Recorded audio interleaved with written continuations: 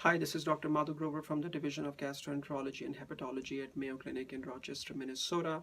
We were recently asked by the editors to discuss findings from our manuscript on prevalence, risk factors, and natural history of irritable bowel syndrome following infectious enteritis, also commonly referred to as post-infectious irritable bowel syndrome.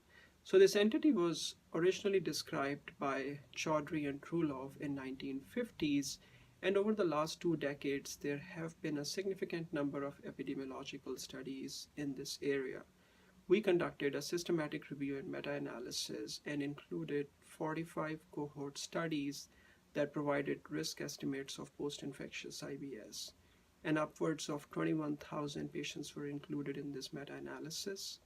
Our primary outcome was pooled prevalence of post-infectious IBS, and secondary outcomes were relative risk of post-infectious IBS in the exposed as compared to unexposed cohort, symptoms of post-infectious IBS or the phenotype, natural history, and risk factors associated with post-infectious IBS development. We conducted several subgroup and a priori sensitivity analyses. So moving on to the results, we found an overall pool prevalence of 11.5% for PI-IBS development. Overall, protozoal or parasitic enteritis were associated with the highest pool prevalence of 42%, followed by bacterial enteritis at 14%, and then followed by viral enteritis at 6%.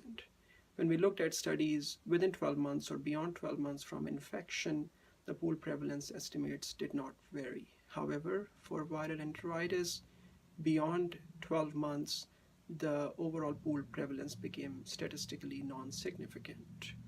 We then looked at the pediatric studies. So 4 of the 45 studies looked at pediatric populations and found no differences in overall pool prevalence as compared to the adult studies.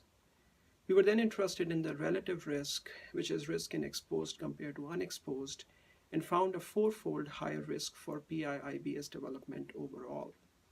When viral enteritis studies were specifically looked at, the relative risk became non-significant beyond 12 months when compared with unexposed.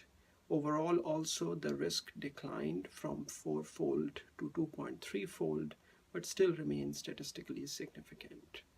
Studies originating from Europe and Asia provided higher pooled estimates for relative risk as compared to studies from North America. We were then interested in risk factors associated with post-infectious IBS development. We found that females were at a 2-fold higher risk of PI-IBS development. We also looked at smoking, which was not associated with post-infectious IBS development. An interesting factor we looked at was presence of psychological distress at the time of enteritis, and found that parameters for psychological distress like presence of anxiety during enteritis, depression, somatization, neuroticism were all strongly associated with post-infectious IBS development.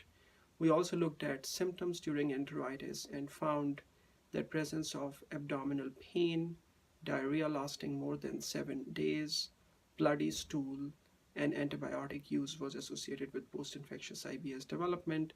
However, fever and weight loss were not associated.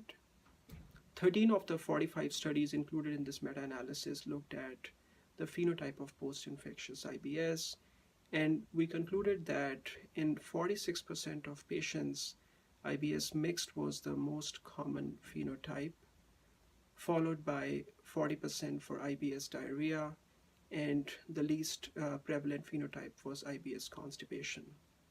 When looked at natural history, majority of the studies showed a stable or declining PI-IBS prevalence, and only a minority showed increasing prevalence. It is to be noted that only a handful of studies looked at prevalence at multiple time points.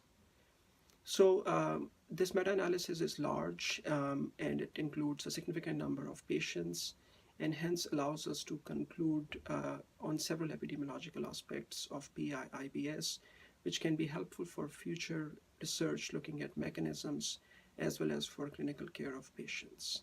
Thank you.